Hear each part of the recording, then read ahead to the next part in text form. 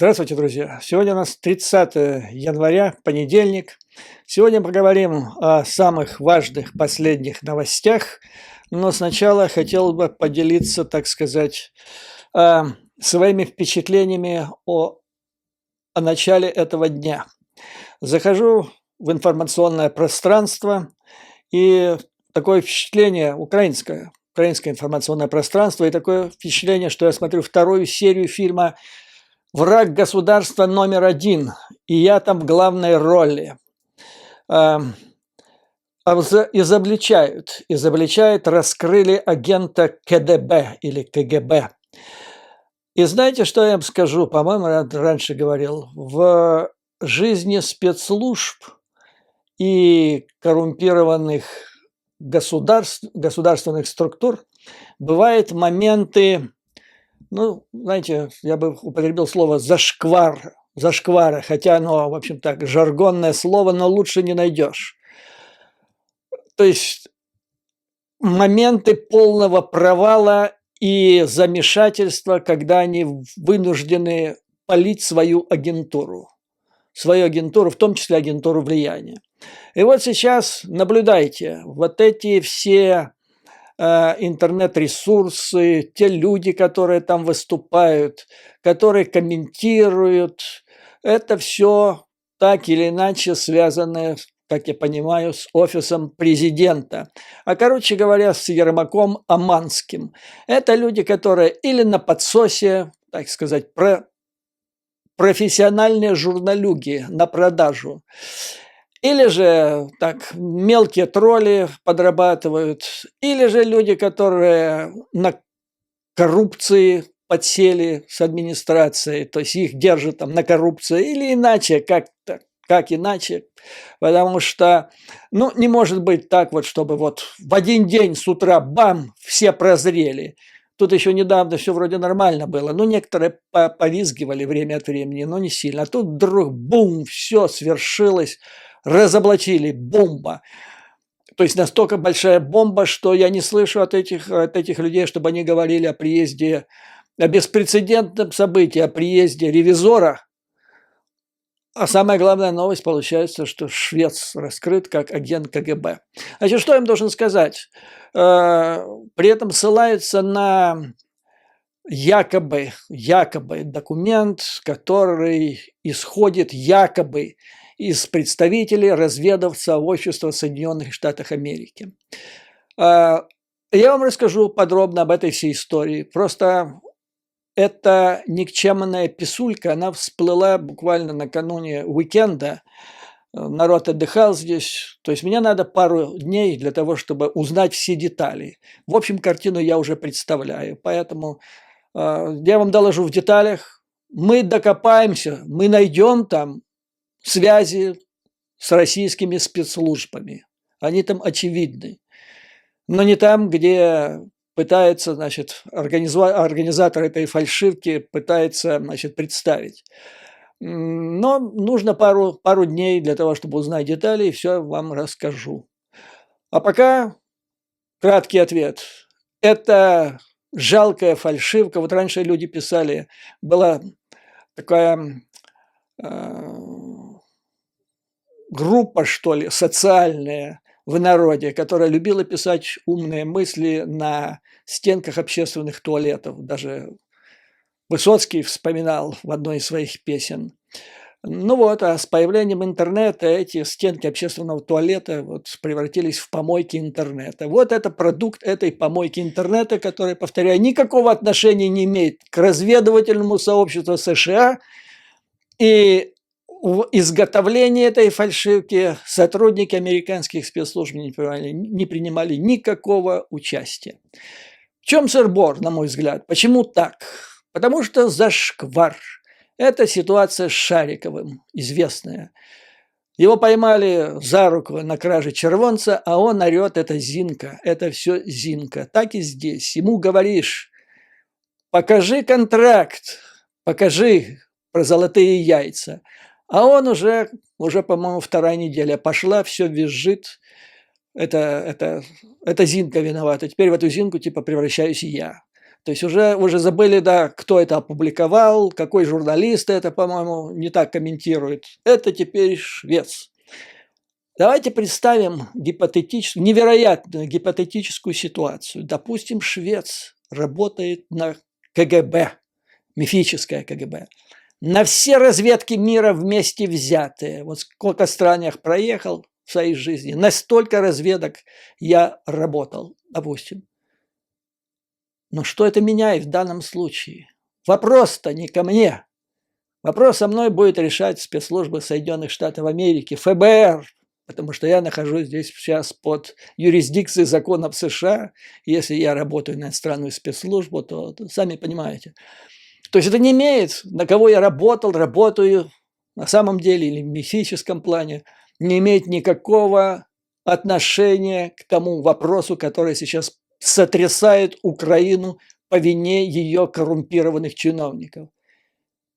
Леха, обращаюсь я к министру обороны, покажи контракт, и все будет нормально.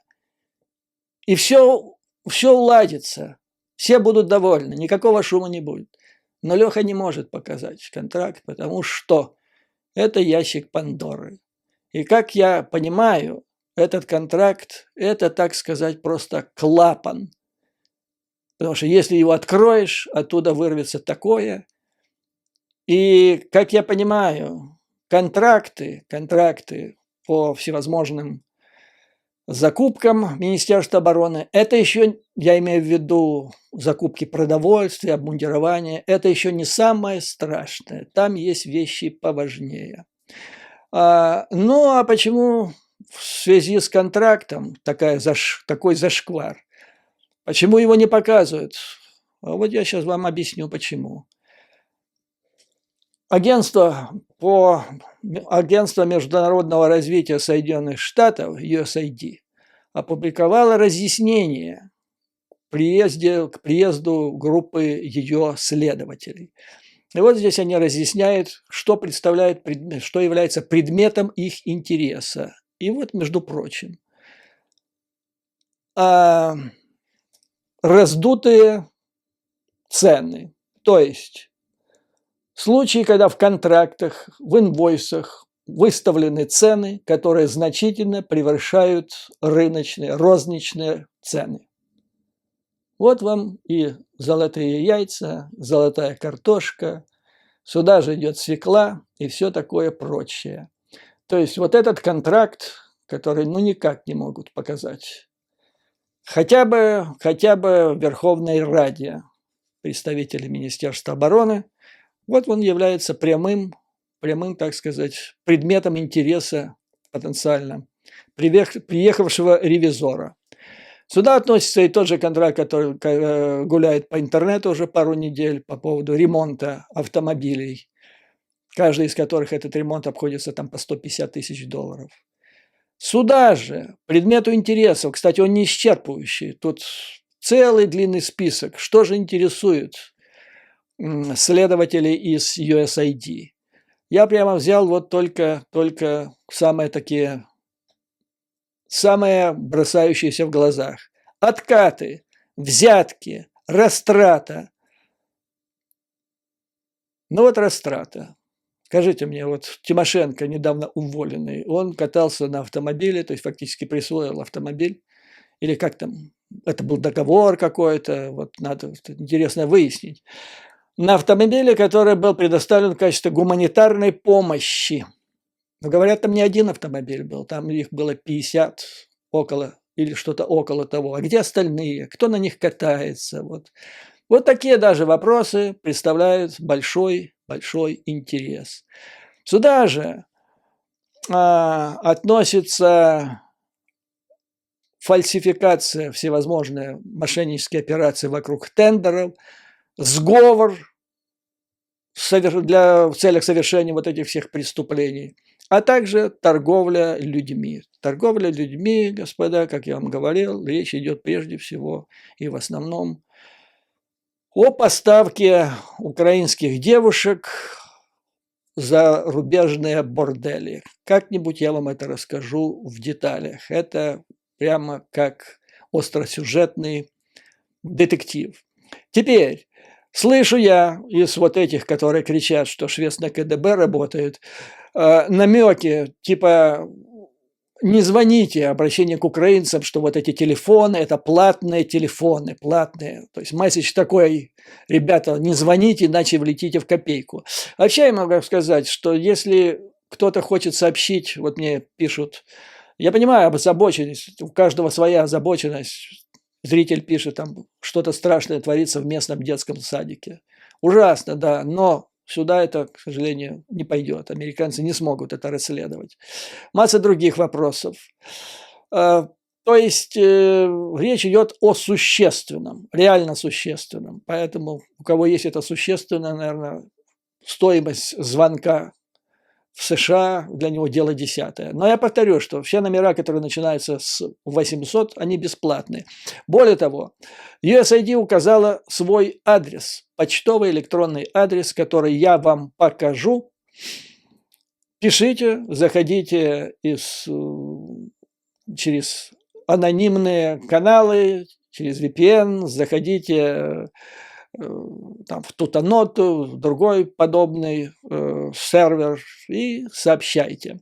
Это очень важно, потому что, ну вот мне пишут крик души просто народа. Я слышу, когда я читаю комментарии на своем сайте. Меня особенно потрясло один комментарий, что то есть вот этот приезд ревизора и борьба с коррупцией может быть даже важнее, чем военная помощь. Вы представляете, до какого состояния эти коррупционеры довели народ, если вот так ставится вопрос. Поэтому я надеюсь, что найдутся люди, которые действительно патриоты России, простите, Украины, действительно патриоты Украины, которые найдут возможность сообщить необходимую информацию для ревизоров, и, ну, дальше процесс должен пойти, потому что если это не будет сейчас, если люди теперь в Украине не воспользуются этой возможностью, этим окном возможности, то дальше ситуация будет с коррупцией катастрофической. А затем, значит, я вам сделаю через пару дней отчет о том, как делается фальшивка в отношении меня. А сейчас перейдем к текущей информации. Вот что привлекло мое внимание. Кстати, большое спасибо моим зрителям. Не зря я открыл канал на шпионскую, разведывательную, контрразведывательную тему. Я чувствую, у людей, у моих зрителей появился вкус и способность мышления как контрразведчиков. Люди вот смотрят на события, на которые другие не обращают внимания, и они смотрят на них профессиональным взглядом. Ну вот, например, один из зрителей мне сообщает. В телеграм-канале, я не буду называть его название, объясню почему, но нужно его зафиксировать и сделать это достоянием гласности, публичным. Объясню почему. Так вот, значит, зачитываю информацию. Поступает информация, это ватный, это российский ватный, абсолютно ватный канал, то есть поддержка российской агрессии, это так называемые патриоты-идиоты кремлевские. В общем, вот эта публика. Так вот, они пишут, поступает информация из достоверных источников, что в городах Часов Яр, Ямполь, Красный Лиман, Артемовск, Константиновка, Торецк, Купянск отдельные группы украинских подразделений получили негласное задание, переодевшись в форму российского образца, осуществить расстрелы мирного населения, в том числе побольше детей, в кавычках это, под видео. Цель данного военного преступления – провокация и обвинение России в военном преступлении.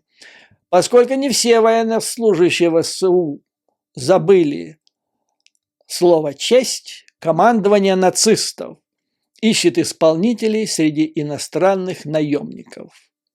Знайте, военнослужащие Российской Федерации никогда не стреляют в мирных людей. Они их защищают, зачастую ценой своей жизни. И тут мне хочется заплакать. Настолько это звучит трогательно. Так вот, это было опубликовано 29 января. А сегодня в 7:30 утра по киевскому времени этот же канал сообщает: прямо сейчас, в Часов-Яре, украинские солдаты надели шевроны ЧВК «Вагнер» и передвигаются по городу. Задача этой группы – поиск пророссийского населения. Ну и затем, видимо, вот то, что изложено было в первой части.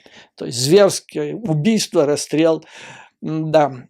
Ну и тему поменяли. Теперь, значит, это все собирается сделать уже не иностранные наемники, а уже военнослужащие ВСУ.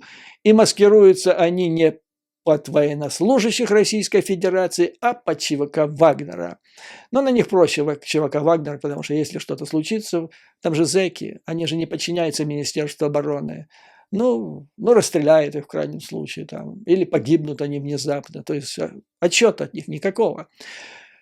Значит, почему я вам это все зафиксировал? Это очень похоже на Гляйвец. Помните, была такая история накануне Второй мировой войны, когда немцы захватили, вернее, атаковали свою радиостанцию на границе Гляйвица, поубивали несколько людей, потом подбросили дополнительные трупы, а потом, значит, начали визжать, что это поляки все сделали. И использовали это для начала операции, которая вылилась во Вторую мировую войну. То есть провокация по чужим флагам. Вот я вижу в этом признаки подготовки этой операции. Почему? Потому что, если бы действительно российская сторона была возмущена вот этими страшными планами, которые якобы вынашивает руководство ВСУ, то об этом же и визжали бы уже все пропагандистские каналы, самые крупные. Но они молчат. Вот этот ватный канал – это единственное место, где все это было озвучено. И почему? Зачем? Потому что когда это произойдет, то есть они все это сделают, вот это зверское преступление, и потом используют это для операции под флагом. И будут кричать: мы же вот, видите, вот откуда, вот есть канал, вот была такая информация, то есть предупреждали, ожидали, что это именно ВСУ это сделает. Поэтому я вот сейчас это все вам озвучил с тем, чтобы, если, не дай бог, это произойдет, что мы с вами вместе однозначно пришли путем анализа вот этой информации, пришли к выводу, что враг готовится к злодейству в операции по чужим флагам. Потому что они могут это сделать, вот эту провокацию. Ну, а потом, во-первых, это вопли на весь мир, это компрометация Украины. Во-вторых, это можно использовать в качестве, или параллельно с этим, можно использовать для реально какого-нибудь гнусного, зверского удара, о деталях которых я даже не хочу сейчас говорить. То есть масштабы возможностей широкие, но это готовится каркас для операции под фальшивым флагом. Второе, что привлекло мое внимание, Трамп. Невиданная активность. Сначала он там в твиттерах писал, куда его опять допустили. Теперь он уже в кампании. Он вовсю проводит избирательную кампанию и, играя при этом роль активнейшего агента пуделя Путина. Я вам говорил о том, как важна для Путина операция по пуганию Запада ядерной угрозой. Путину уже мало кто верит, практически никто уже не верит, когда он об этом начинает говорить. Медведев, вы понимаете, это вообще смешно, как комедия воспринимается. И эстафету принял Трамп. Цитирую, что он заявил. Своей слабостью и некомпетентностью Джо Байден привел нас на край Третьей мировой войны. Мы на краю. Третьей мировой войны, если кто не понимает. Став президентом, я принесу мир посредством силы, чего ранее никогда не случалось. Где он жил, в какой стране? Он даже историю собственной страны не знает. Это так, мое маленькое лирическое отступление. Продолжает Трамп. Если я был бы президентом, войны России с Украиной не было бы. Даже сейчас, несмотря на огромные человеческие жертвы разрушения большей части страны, я бы заключил мирное соглашение в течение 24 часов. Прямо сейчас можно было бы заключить мирное соглашение. Но сомнений нет, на каких условиях он бы это сделал, будучи пуделем Путина.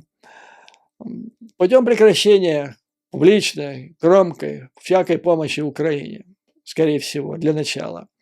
Ну, а подтверждение этому, значит, тут вовсю обсуждается сейчас, всерьез обсуждается, кто пойдет с ним в паре на должность вице-президента. Марджори Тейлор Грин, одна из лидирующих, то есть там должна быть обязательно женщина. Вот она, это та, которая из МАГА, которая из Палаты представителей, которая кричит «ни цента Украине», которая кричала «мы проведем аудит». И аудит, как я вам рассказывал, для трампистов, для МАГА нужен не для того, чтобы убрать, узнать о недостатках, недоработках, решить эти вопросы, ликвидировать проблемы и смело продолжать дальше. Они это делают для того, чтобы убить помощь. Вот она, один из кандидатов в партнерши Трампу на выборах 2024. Вторая там некая Тулси Габбард. Это так посимпатичнее, бывшая конгрессвумен, но, по-моему, у нее с крыши еще хуже, чем у Тейлор Грин. То есть она совсем уже, тяжелый. Вообще, она даже Трампа переплюнет, поэтому я думаю, что у нее шансов поменьше. А вот Марджори, она стремительно идет к этой славе. То есть из этого я вам могу сказать вот что Трамп, его избрание в 2024 году – это самая заветная мечта Путина. И он свято верит в это. Это вот как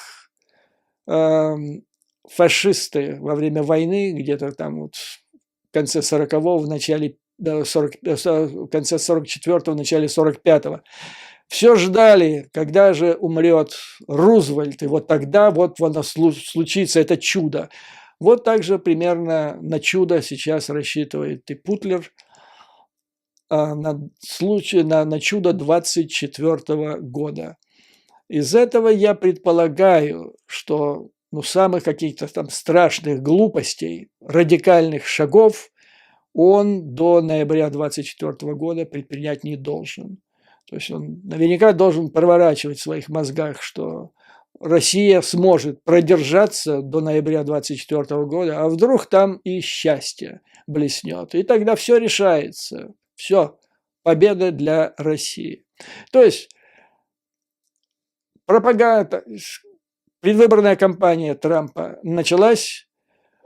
Россия будет в ней принимать самое активное участие. Что касается нас, дорогие друзья, и информпространства, в котором мы с вами живем и работаем, имейте в виду, что трамписты в этом информпространстве играют активнейшую роль, и сейчас они еще более активизируются, рассказывая о том, какой плохой Джо Байден, и какое будет счастье Украине, если президентом опять станет Трамп. Безусловно, новость, которая интересует всех, которую все обсуждают, что же случилось в Иране с вот этими атаками на военные объекты, то ли склады, то ли это цеха по производству якобы дронов и баллистических ракет. Вы слышали уже масса версий. Сегодняшняя Wall Street Journal вышла с заявлением о том, что это сделал Израиль. Кто-то из высших должностных лиц Израиля в Твиттере так витиевато написал о том, что, значит, произошла такая атака, и там Украина же вас предупреждала, обращаясь к иранцам, значит, дописал этот должностное лицо Израиля, то есть типа, а вдруг это Украина сделала. То есть играется такой пинг-понг. Израильтяне намекают, что это Соединенные Штаты сделали, Wall Street Journal пишет, что это Израиль, а Израиль пишет, что вас же предупреждала Украина. На самом деле, я думаю, что это была совместная операция американо-израильская.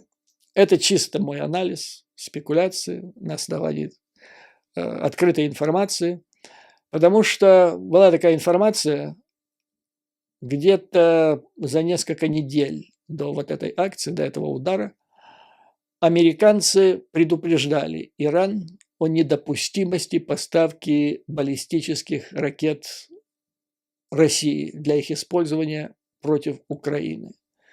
Но, видимо, иранцы как-то так неправильно отреагировали, решили, что прокатит. Ну и вот свершилось то, что свершилось. Почему я думаю, что это сделали американцы и израильтяне? Потому что по качеству задумки этой операции и качеству ее исполнения она настолько была блестящая, как и ликвидация одного из, помните, как говорили, генерала спецслужб, вернее, это представителей революции, революционной гвардии Ирана, который был ликвидирован таким образом, что долгое время иранцы не могли понять, кто это сделал. То писали, что это команда, с которой высадились, то это местные высадились где-то, как-то сделали это, то потом дроны эти были. Вот, то есть это чудо была операция. Вот и сейчас речь идет о мини-дронах. Ну, раз мини-дронах, значит, у них полезная нагрузка должна быть маленькая. И как при этой маленькой нагрузке они сотворили то, что сотворили, то, что можно было видеть в интернете, все эти взрывы. Вот, это вопрос. То есть с технической точки зрения это было чудо техники, небольшие боезапасы, которые произвели такие разрушения. Они, видимо, были очень велики, потому что врать иранцы стали беспощадно и очень примитивно. То есть явно прослеживается у них замешательство. Теперь, вот один из зрителей мне пишет.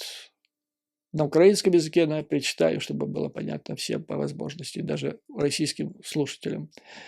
Добрый день.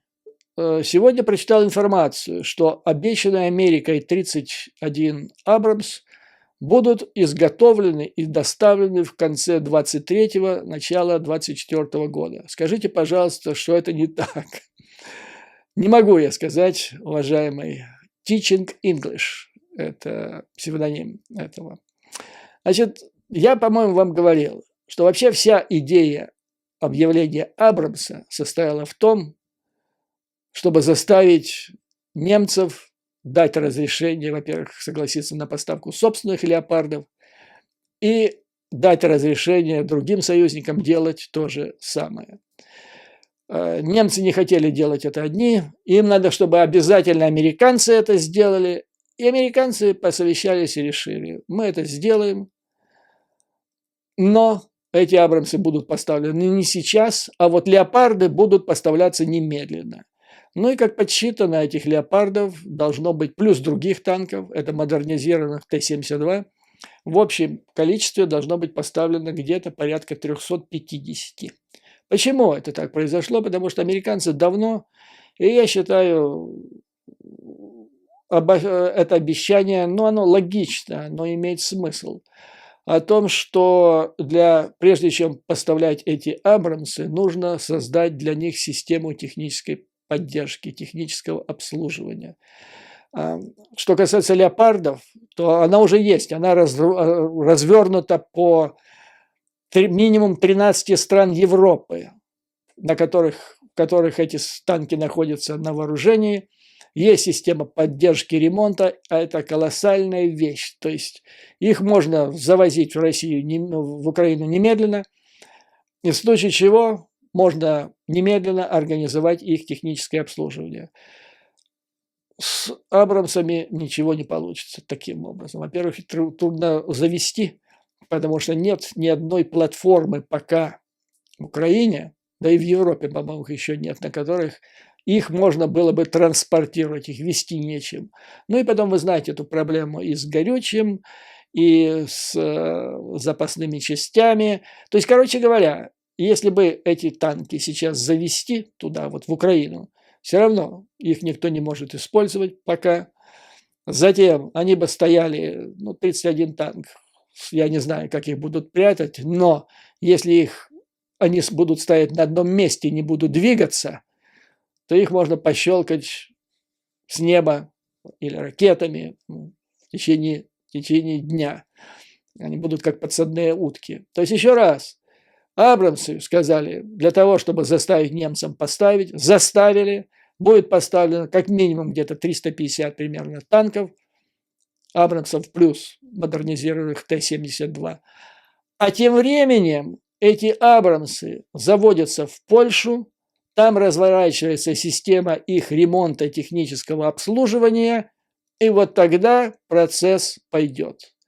Чтобы вы поняли, что это за процесс, я вот специально достал, сегодня статью прочитал большую в издании, которое близко к Пентагону, Real Clear Defense называется, где объясняют, каким образом ремонтируются гаубицы или обслуживаются гаубицы, которые применяются, прежде всего М3 семерки, американские гаубицы.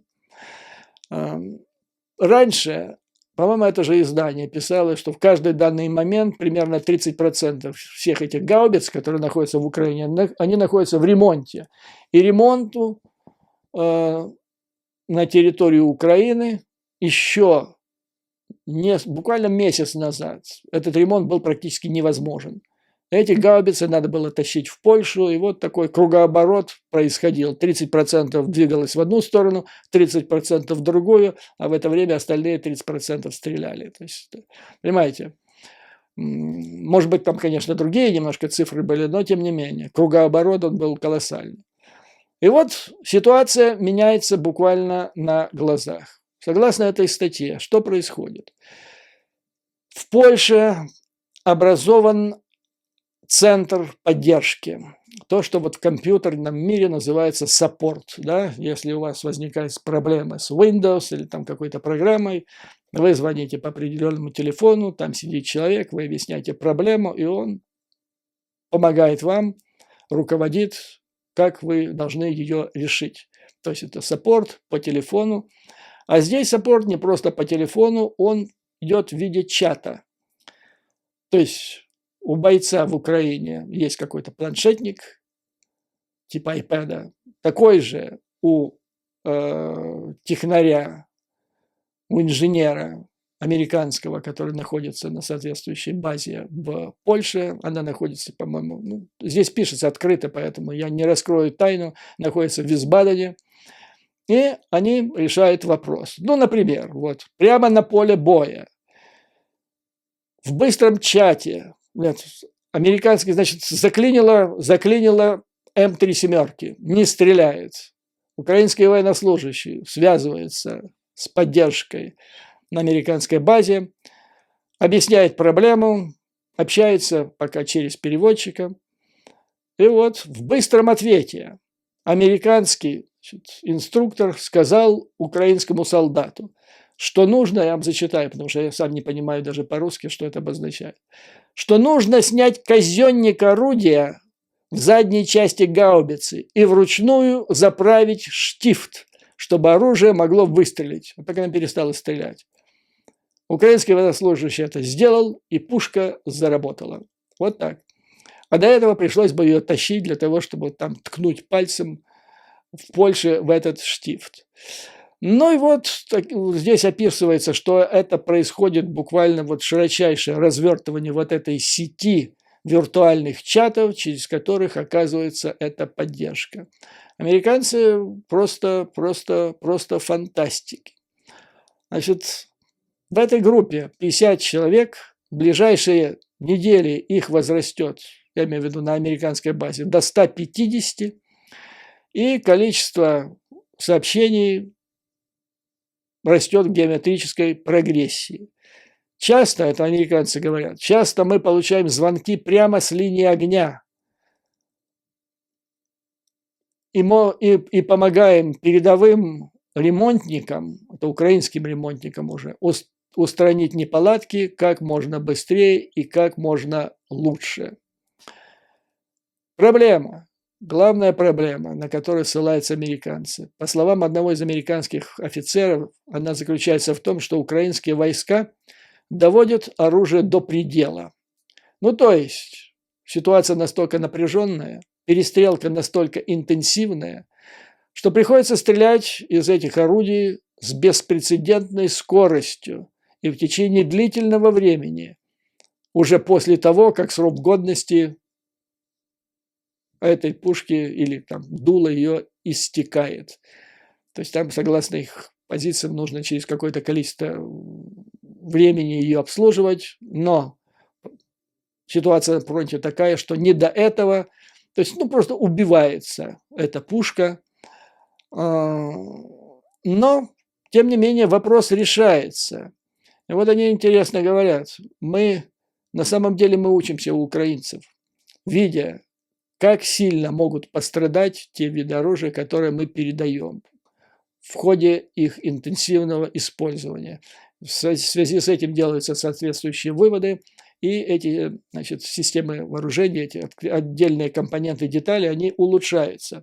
И вот совсем уж замечательно. Украинские войска часто не хотят отправлять оружие на ремонт за пределы страны, предпочитают делать это сами. Блестяще, вот он прогресс. Это то, как раз, что нужно было, чтобы ликвидировать препятствия, или то, что использовали в качестве препятствия западные партнеры, когда говорили, что это долго, прежде чем поставить, допустим, вот такую систему вооружения типа Абрамса, нужно много времени готовить технаря.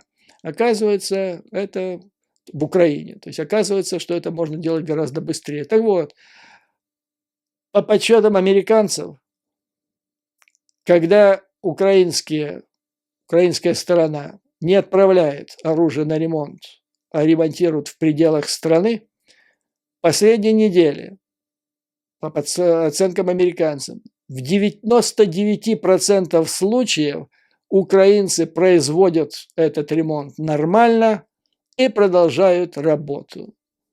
Вот такая, господа, ситуация. То есть прогресс налицо. Самая затратная по времени процедура подготовки обслуживающего персонала, технического персонала, она решается быстро. Ну и дальше речь идет о том, что система логистической поддержки с тем, чтобы перенести центр тяжести ремонта этой техники на Украину, растет невиданными темпами в Польше, а также в целом ряде, в более десятка других стран Европы, которые предоставили свои виды вооружения украинской стороне. Самое главное, что произошло, самое главное, что американцы поняли, во-первых, по мере того, как мы поставляем в Украину все более современное и сложное оружие, необходимо увеличивать объем работ, количество работников и объем работ по поддержке. И вот это важная, короткая, но важная мысль. Мы знаем, американская армия теперь знает, как это сделать. То есть найдено решение. И это самое главное. То есть работа теперь пойдет очень быстрыми темпами. И это значительно должно упростить решение вопросов с поставок танков, Patriots. Здесь тоже идет речь, хотя они говорят, что с Patriots там ремонт, обслуживание будет гораздо сложнее. Но тем не менее, и это будет решено. Ну и потом на повестке дня самолеты, их обслуживание. Главное, что найдено решение, а дальше его имплементация должна быть быстрой и эффективной. Вот на этом, дорогие друзья, позвольте закончить сегодняшнее видео. Как всегда, слава Украине и ее вооруженным силам. Враг будет разбит, и победа будет за нами, причем на обоих фронтах, на внешнем и на внутреннем. Вам, дорогие друзья, как всегда, выдержки, мужества и уверенности, что мы победим. До новых скорых встреч!